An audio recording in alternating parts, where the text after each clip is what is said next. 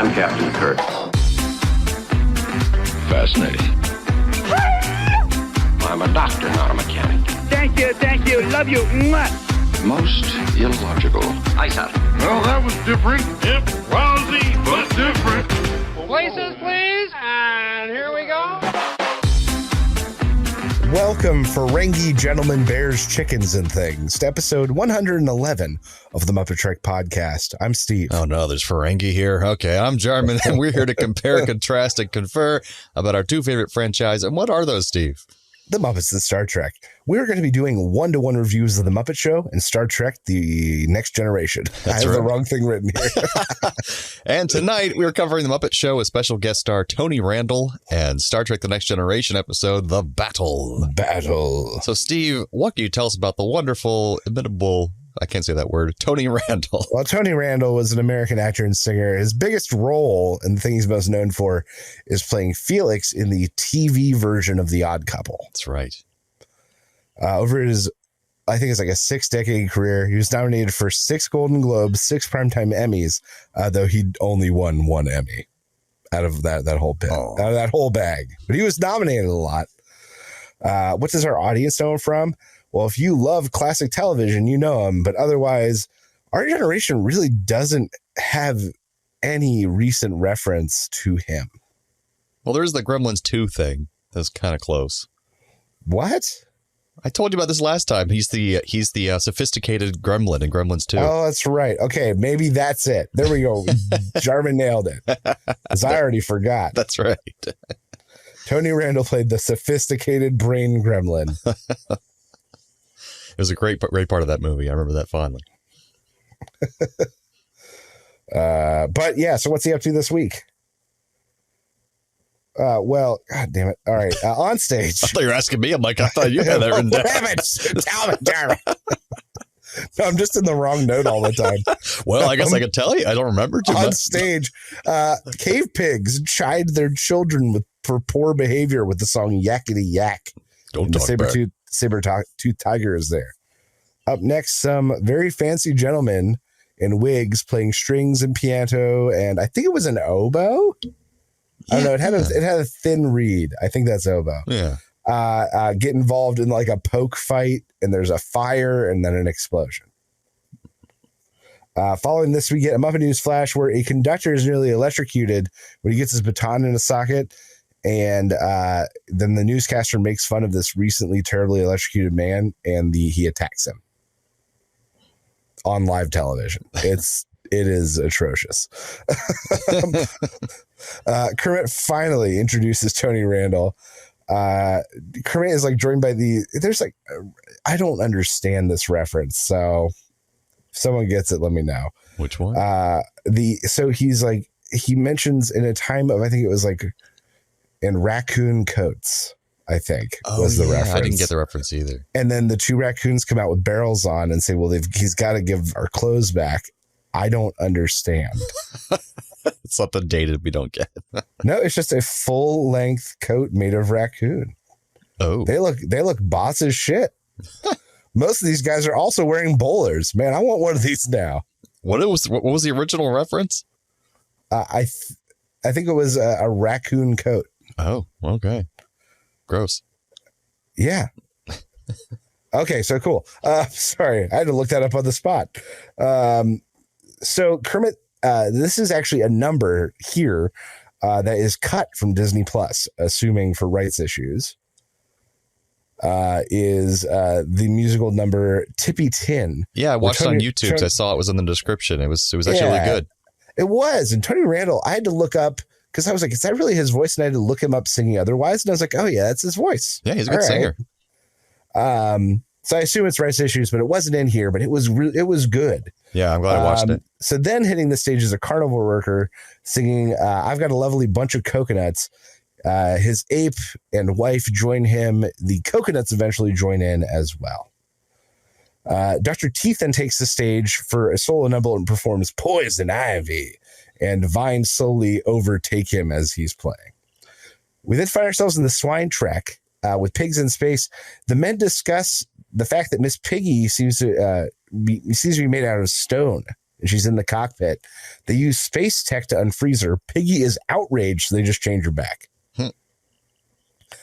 Tony takes the stage with some poetry. The green eye of the little yellow god.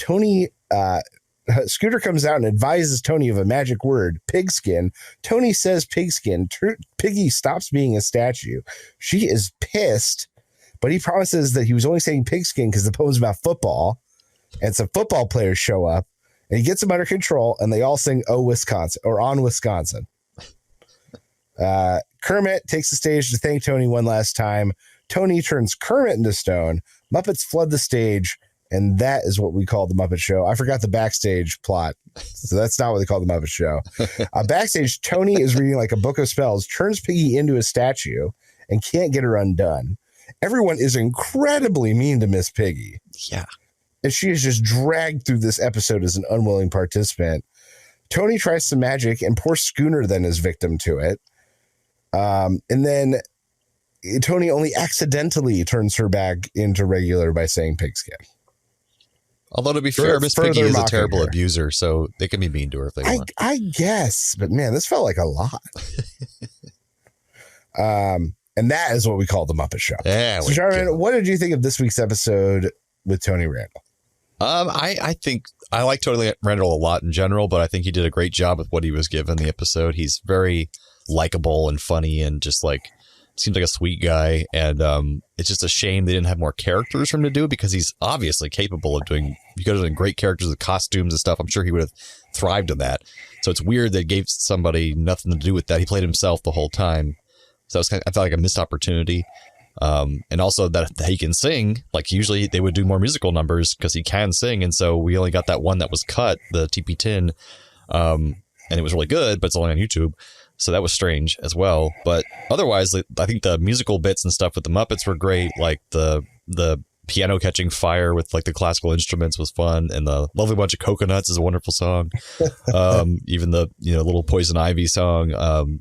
And the whole bit behind the scenes of her turning to stone was kind of neat with the magic. So I don't know. For me, this was a really fun episode, and it would be even higher if they just gave Tony Randall a little bit more to do. But since he was such a good host in general, I thought that it made up for it. But it could have been excellent. Instead, it was just like, oh, that's pretty good. So that's kind of my feel on it. So I'm going to disagree with you a little bit on this. Oh, all right. Because I think that Tony Randall did get a chance to stretch. He got that musical number where he got to show off. But otherwise, I like the fact that a guest was willing to be involved in an extended backstage plot. That's true. Yeah. That's also true. That really informed what was happening on stage, spilled onto stage, and resolved on stage. This made it like maybe the biggest B plot in Muppet Show history. Yeah, we had a through line the whole time. A through line the entire time. This might be the first time, people. This is it. And so I don't think there was a problem with him sort of playing his somber self against the Muppets in that regard. Yeah, he's kind of like the straight man the whole time, but in a fun way. I admit that became a little tough. There were some scenes where I was like, come on, just do anything. Where it was just him and the Piggy statue. And I was like, what are we watching? We're watching a man act with the statue right now. That's true. What are we doing right now? Is this the Muppet Show? What is happening? Oh, I will mention in reaction to what you said about everyone being really mean to Miss Piggy, Kermit was surprisingly lovey-dovey toward her as a statue up until that moment, of course, where he, decides to let someone take over for her number, like on a dime. But otherwise than that, he was like rubbing up against her and hugging her and saying, telling everyone to be nicer to her. I'm like, wow, he's actually he did stop short of like real hardcore romantic stuff. Yeah, he kept saying "and friend," like that was always how it ended every time. It was "and friend." But you hear Miss Piggy in the stone form going like that. So I'm going to disagree a little bit, because I think that the backstage plot was charming and led to one of the only through lines we've maybe ever seen. That's true. In the Muppet Show. So kind of like upper middle for me, but maybe one of the better ones of this season so far, I think, as an episode. Yeah, I would agree. It was refreshing to have a host that didn't have a shtick to sell. Yes. He's versatile. He could do anything he wanted him to do. Right. He wasn't contractually obligated to push something. No ventriloquist dummy. Right. Is that right? Is that right? He's not playing a flute the whole time. That's right, just the whole time. Or on a damn piano. Chained to a piano, yeah. So music this week, Yakety Yak. It was first recorded by the Coasters. It spent a week at the #1 pop spot on the charts. And the Coasters had a string of hits. This was included in it, including Charlie Brown and Along Came Jones. And, of course, Poison Ivy, which we hear later in the episode. Minuet in A major from the Italian composer Luigi Boccherini. In addition to classic arrangements, he also released several guitar quintets compositions, which I didn't even know was a thing. Mm. It's a genre, guitar quintets. Sounds great. Tiffy Tin, the cut number, written by Raymond Levine. He did Broadway reviews and a lot of early music stuff in Hollywood. That's their bread and butter.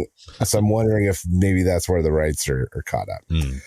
But his music's been used in all sorts of things, including recent things like Wolf of Wall Street, Lost, and Joyride. Oh, wow. I've got a lovely bunch of coconuts written by Fred Heatherton, which was a pseudonym for this trio of guys. Harold Elton Box, Desmond Cox, and Louis Ilda. The song appeared in I Could Go On Singing, which was Judy Garland's last film before her death and came out in 1963. Oh, wow. Poison Ivy by Jerry Lieber. The lyricist has been open for years that Poison Ivy is about a girl who gives you an STD. Oh, God. He's like, it burns you deeper and blah, blah, blah. Yeah. He's been open about it. It's about a girl who gives you an STD. Wow. On Wisconsin, this was the fight song for the University of Wisconsin. It was written by a guy named William T. Purdy. He originally wrote it, though, for a song contest for the University of Minnesota to be their fight song. But his friend talked him about removing it from the contest, changed the lyrics, and it just became the fight song for Wisconsin. Very random.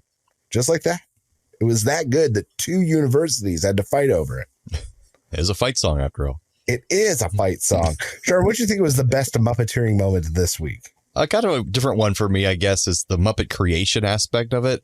Was Tony Randall using the magic spell book to try to reverse the stone spell and just kind of reading off all the spells and seeing Scooter transform over and over again. Like, I thought it was done really well, and there were so many different creations they had to make for that one scene, and so I thought that was really fun. That was kind of my favorite. Yeah, that's a good call. I give it to Yakety Yak. It was just the musicality was really good. And then you add to that a lot of Muppeteers doing a lot of stuff. It's a Brontosaurus at one point. A Brontosaurus comes in and just makes it all historically inaccurate, just out of nowhere.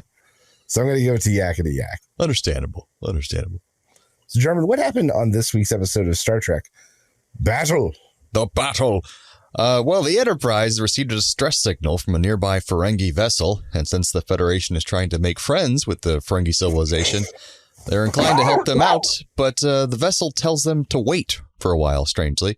Eventually, they answer their hails, and a Damon Bach shows up on the view screen and requests to speak to Picard in person with his two crewmen. So they agree to meet on the bridge, and once there, Bach tells Picard that he is there to deliver him his old ship, the Stargazer, that Picard used to be the captain of. But he had to abandon it 9 years ago after an unknown vessel had attacked him, and he had to destroy them, whatever the vessel was. So Bach tells him that the unknown vessel back then was actually a Ferengi vessel, and that he had arrived shortly after the battle and salvaged the Stargazer, and now he wants to give it back to Picard as a gift. And this is highly suspicious of them to do because the Ferengi never give away anything for free. They're always making deals. So before and during all this, by the way, Picard has been suffering from an ongoing headache, which has bewildered Dr. Crusher since apparently they have cured the common headache along with the common cold years ago. But Picard suffers through the headaches and goes to the Stargazer to reminisce and get his old things back from his quarters. And he finds a chest there, which, unbeknownst to him, contains a weird orb that Damon Bach has planted there, and he uses it to remotely cause Picard pain in these headaches and to bring back painful memories about the Stargazer back to the surface, causing all sorts of havoc to Picard's brain. Meanwhile, Data has looked over the Stargazer's logs and finds a voice recording with Picard's voice, that confesses that he actually was not fired upon first by this unknown Ferengi ship, and he confusedly had fired upon it first. But Data and Geordi quickly find out that this recording was faked for some reason, and we'll find out later. Around that time, magical Wesley tells Troy and Crusher that he has detected strange signals coming from the Ferengi ship, and he thinks that they are directly affecting Captain Picard. But just then, Picard transports himself over to the Stargazer. And once there, Damon Bach is there, and now we know that he has been planning this revenge against Picard for years, since his son was on the ship that Picard destroyed. So he's going to make Picard relive the incident, but this time Picard will attack the Enterprise, and they'll be forced to destroy the Stargazer with Picard upon it. And so Yar and Worf, meanwhile, back in the Enterprise, find the orb in the chest Picard brought back from the Stargazer and bring it to Riker and Geordi on the bridge.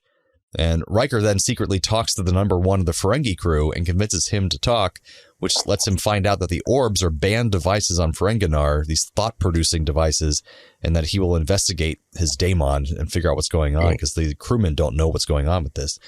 As Picard starts to attack the Enterprise in his weird fugue state from living in his memories, Riker talks to him over the view screen and finally breaks through to him enough to get him to destroy the orb on the Stargazer that's causing him all the confusion.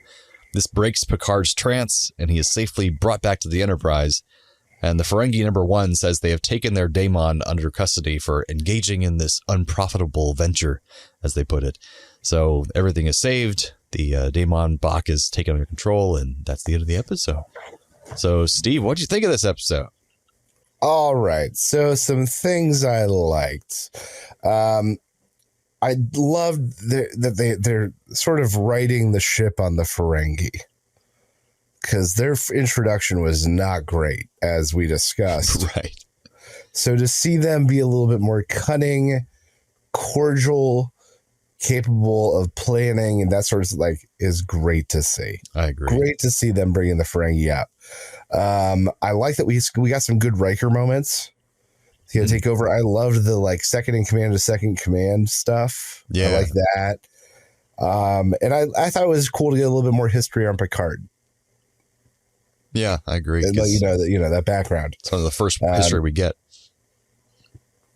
Okay, so in the original series, Spock was like a crutch that the writers used all the time, where it was like, oh, no, we don't know what we're gonna do. Spock will use a magic power or something. That was, yeah. There's tons of episodes like that where Spock just uses a magic power or something. Well, in this one, it's just Wesley is the new Spock crutch. I thought it was Data, and I'm wrong. If anything, Data pretty consistently makes things more complicated than he does not help that much. He makes things more complex. Wesley is this new thing where when they don't know how to explain something or how to make a jump of logic, Wesley's like, I don't know much about cell whatever, but I glanced at that and I somehow translated it to patterns I saw on another thing because I'm so smart. That just reminded me of the SNL sketch. I may be a simple caveman, but I know I'm this. just a caveman. Fell asleep, woke up. What do I know about the law? What's this little box? Is there a little man in there? Hold on, I got to take this. Exactly. So I just realized that Spock was that crutch, and I thought it was Data because Data is very much seen as the analog to Spock. But I'm realizing they're not using him the same way. It's Wesley. This is the third time that some crazily jump in Wesley logic has saved everything. That we don't even see on screen this time. It's just he just found it out. Yeah. I'm just telling you about the time I did do this thing. Yeah. So that's rough. The explosion fake tension with Picard was just terrible. We know why he can't die. So you do an explosion and cut away to the faces of Riker and the other crew members in shock, and you want me to be scared? I don't understand. Which explosion? When he blows up the orb and it explodes and they cut it into slow-mo and he jumps away, and I was like, come on. Well, now I never have a problem with the kind of suspension of disbelief of a main character being in danger, because that's true for any show. The lead character is not going to be dead. So I mean, I'm okay with that with any show. That doesn't bother me at all. I don't know. It felt abrupt as hell. I mean, I'm not saying it was a good scene, but I'm just saying the fact that he didn't We know he's not dead. And then I kind of have an issue, like all this stuff happened to Thor, blah, blah, blah. And the solution was Riker talked to him, but he talked to him real strong. It was a good character moment in the early part of the show, kind of like showing this is how convincing Riker can be. I kind of like that. with good talk, he did Picard good. It actually kind of sounded like if I was trying to explain to Dilly what to do.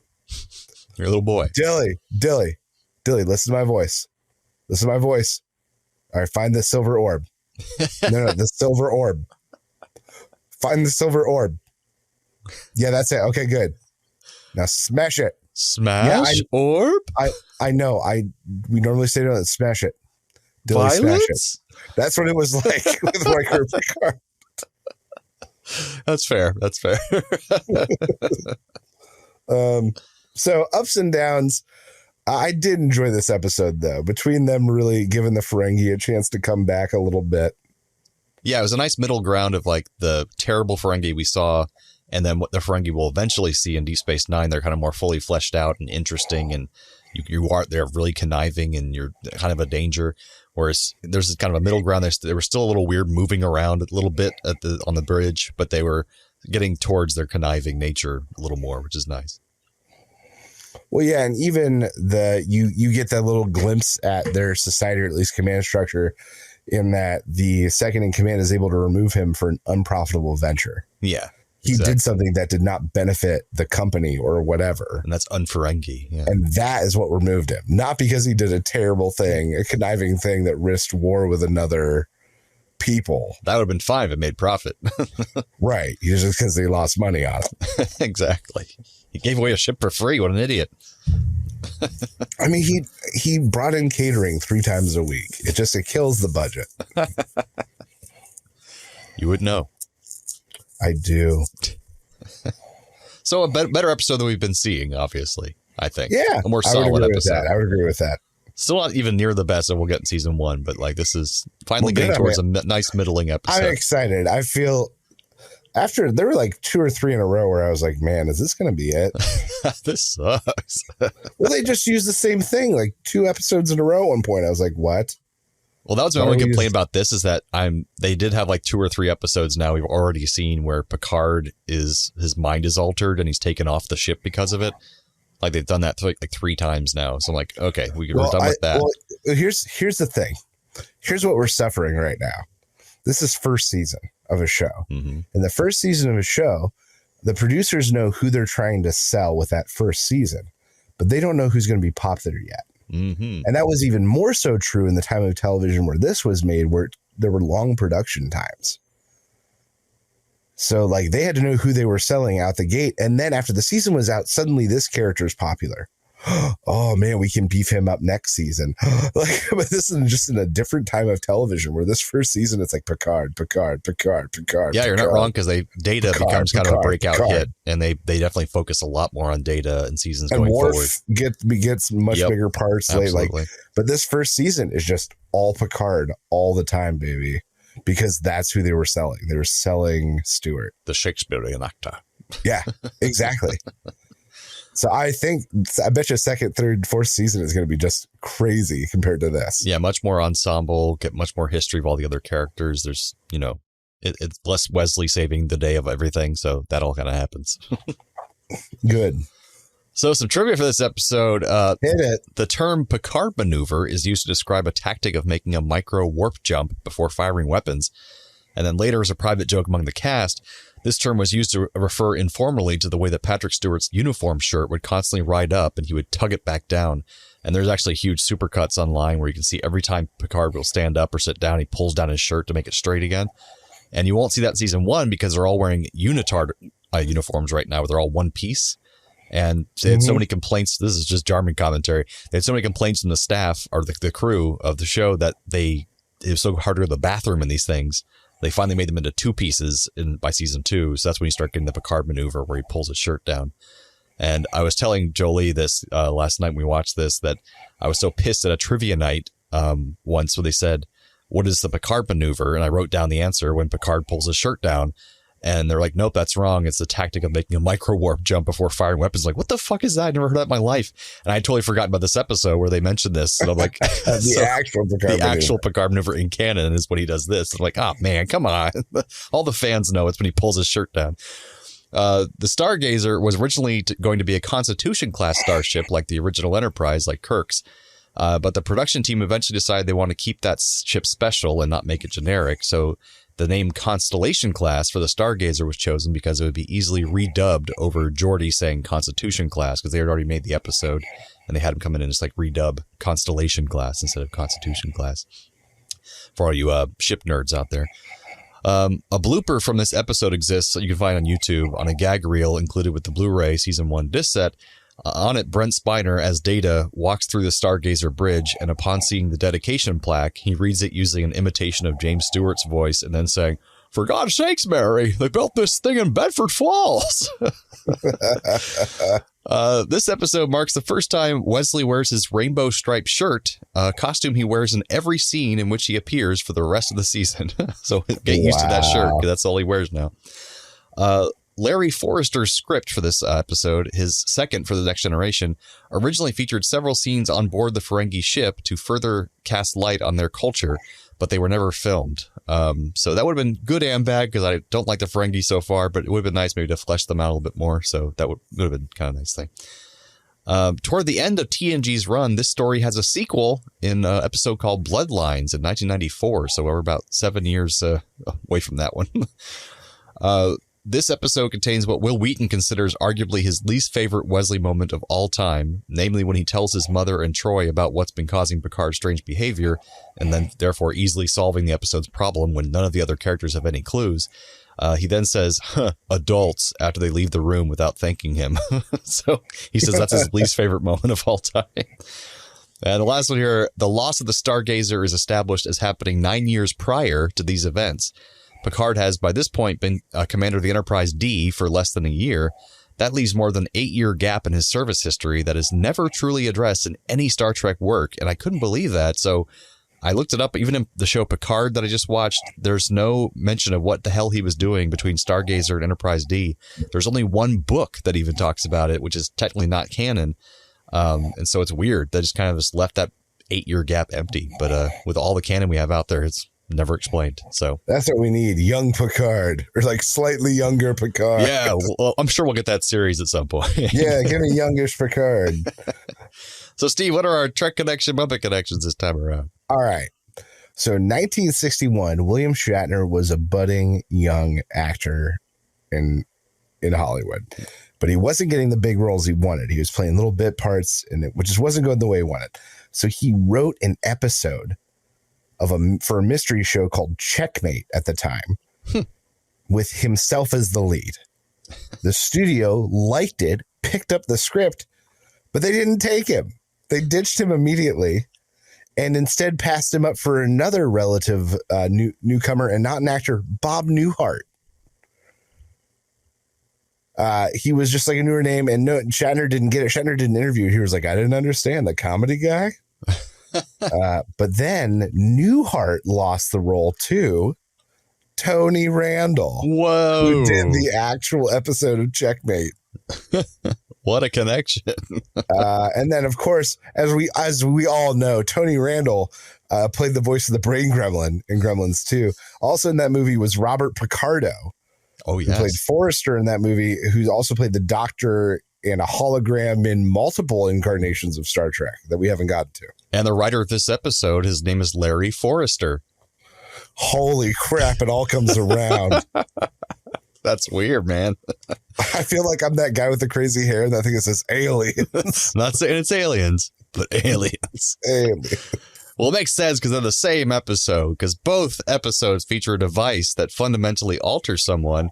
The red orbs that play with Picard's mind in Star Trek, and the Petrificatron changing Miss Piggy back and forth into stone in the Muppet Show. In a similar vein, both feature short-lived reunions. Picard with his old ship, the Stargazer, and Piggy with the crew of the Swine Trek before they change her back and refreeze her. Ah, good one. Both episodes have a character seeking retribution for something they did in the past, whether that's a very recent past or a long time ago. Damon Bach seeking revenge against Picard for killing his son at the Battle of Maxia, and Miss Piggy seeking revenge against Tony Randall for turning her into stone. That was literally mine. Both feature sweet, sweet revenge. Oh, nice. Piggy chopping the crap out of Tony Randall, and Rata, the Ferengi, setting up Picard's death. Sweet revenge. Sweet, sweet revenge. Oh, God, what's that doing? Transporter malfunction. Transporter malfunction. It's a surprise part of the episode where one character from one episode is transferred to the other and back. Steve, what you got for us? Bring over the main Ferengi bad guy and replace the gorilla in Lovely Bunch of Coconuts. He's just luring in the showman and his wife, and then taking sweet, sweet revenge for the devastation of his coconuts. And they already act like monkeys, so it's kind of appropriate. Yeah, see? I'd say Star Trek to Muppets, I'm going to have Captain Picard trade places with Tony Randall, because I think he would have performed it almost exactly the way it was written for Randall, and he would have killed it. He would wear fancy clothes, cast some spells, he'd sing an old-timey song, and then dramatically read a poem in front of the Muppet football team. I think it'd be fantastic. Muppets to Trek, I'm going to bring over the Piggy statue to replace Data, because that's how much good he did this week. Yeah, he didn't do much. That's true. Thanks, Data. Thanks, Wesley. Muppets to Star Trek, I'm going to have Stone for Miss Piggy trade places with Damon Bach, just because he is super annoying, and it would be nice to instead just have Miss Piggy turn to stone, barely doing anything or saying anything. And that brings us to the end of episode 111 of the MuppeTrek Podcast. Join us next time for the Muppet Show with special guest Mac Davis. And the Next Generation episode, Hide and Q. So from the lovers, the dreamers, and us. Live long and prosper, everyone.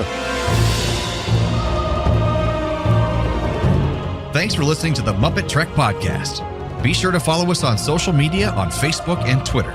Subscribe to us on Apple Podcasts, YouTube, Spotify, or your favorite podcast platform. This podcast has been brought to you by A Play on Nerds.